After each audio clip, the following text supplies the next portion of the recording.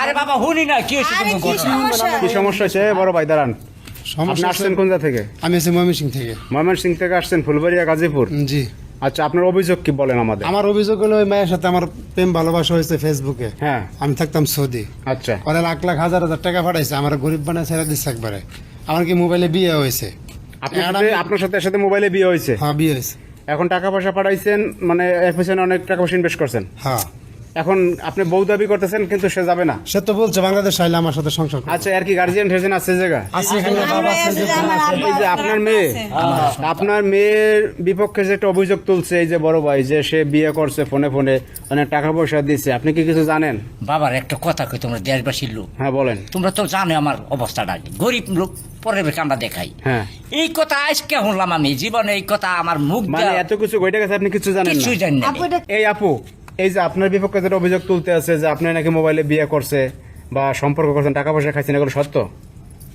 হ্যাঁ সত্য, ফোনে বিয়ে করছি, সে তারপরে আমার টাকা পয়সা পাঠাইছে, কিন্তু সে যে দেশে চলে আইবো, আমার যে সংসার করতে হইব, এটি তো আমি ভাবিনি ভাই। তা আপনি ভাবেন নাই, তাহলে তার টাকা পয়সা নিছেন কেন? নিছি, ওটা সে আমার সাথে কথা বলছে, সময় কাটাইছে, আমিও তার সময় দিছি, সেই পরিপ্রেক্ষিতে টাকা পাঠাইছে।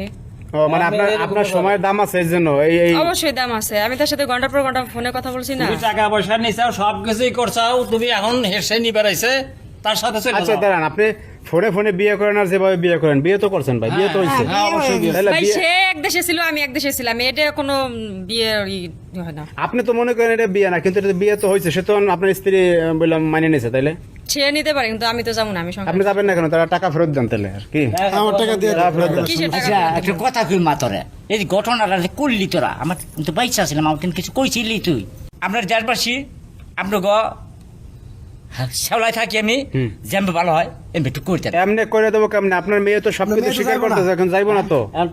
আপনার মেয়ে শুনেন, আপনার মেয়ে টাকা পয়সা খাইছে, মোবাইলে বিয়ে হয়েছে, স্বামী স্ত্রীর মধ্যে যাওয়া সবকিছু মোবাইলের মাধ্যমে হয়েছে, কিন্তু সে তো স্বীকার করে, দেখুন যাইবো না তো সে। আমার মনে হলো না। আপনি কি করবেন এখন? সর্বশেষ করবেন কি? ভাই হয় হ্যাঁ যাইবো না, আমার টাকা দিব। আচ্ছা আপু, এখন কি করবেন আপনি? এর সাথে যাবেন? না, আমি এর সাথে যাবো না।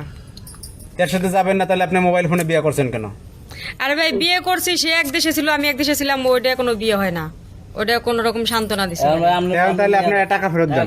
আমার টাকা দিয়ে দোকানে চলে যাবো, সমস্যা কি? হ্যাঁ, কি করেন কাকা? কিসের টাকা? টাকা দিতে পারবো না, অত কত কথাই না। চলে যাবেনি। বিয়া হয়েছে তারে বুঝাই বলেন, সে যে আমার সাথে ফোনে কথা বলছে, টাইম পাস করছে, এটা আমার কি সময়ের মূল্য আছে না? এটা সময় মনে আছে, সে তো বলছে আমার সাথে সংসার করবে, তাই না? এগুলো ভাই আমার মাথা ধরেন, আপনার দিকে আপনারা করেন না।